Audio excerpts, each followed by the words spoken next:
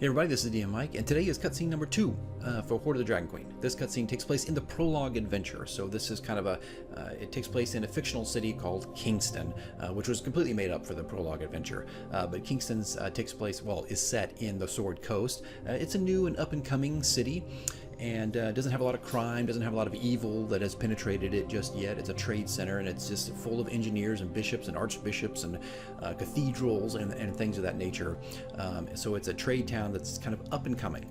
And actually a lot of the ideas for Kingston were influenced by a book called The Pillars of the Earth, which is a book that kind of talks about in a fictional but also historical way of how these cathedrals were built.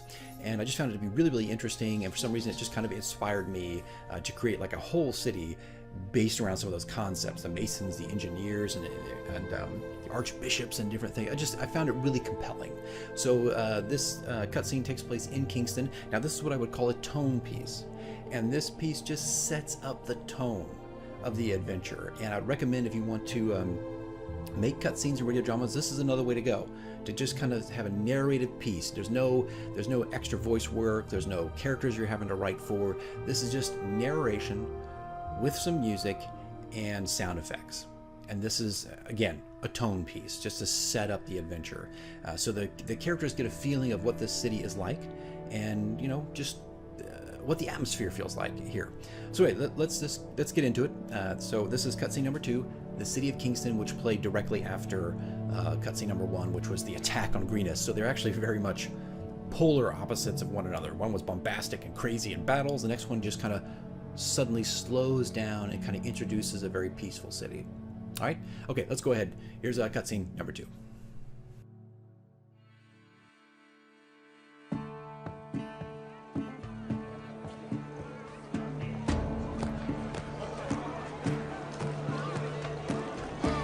The city of Kingston, bustling with activity as market day brings vendors from across the realm. Circus performers, juggling acts, and spices and fruits from various provinces flood the city gates with the sweet aromas and savory meats. Great kites and ribbons fly above the straw-thatched homes as children run and play in the streets, and the city guard keep a close eye on the wares of the merchants. The burgeoning young city fills you with wonder as the individual markets spill out into the streets. Great caravans and wagons bulging at the seams with product pour into the main gates, each vendor hoping to make a profit and increase his personal contacts along the way. You have a sense of peace here among the bright colors, the ivory walls, and smiling faces.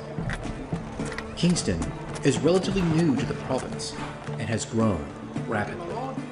Here, there is hope, and it appears the soft touch of evil has yet to slip its influence among the governing state and its citizens. And rising in the distance is the Grand Cathedral, St. Baraxus of the Forest, a shining beacon and a watchful eye across the realm.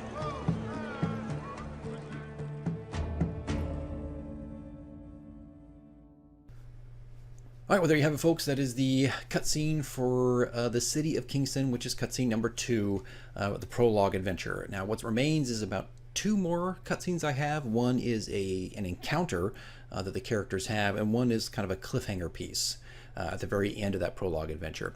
So there's still 2 more to go from this. But yeah, this is what I call a tone piece. I mean, maybe it still qualifies itself as a cutscene / radio drama, but these, I think, if the cutscenes sound way too complicated, I definitely recommend just doing these kind of pieces that are just that, you know, the narration, sound effects, and music. I think they're far more simpler to do. Writing out the script, you know, working it out, reading it, and adding all those layers. It's not really that difficult. And again, we will get into how to do that at some point. But I think you could use these kind of tone pieces for anything. For me, the opening of a city, you could do it for a castle.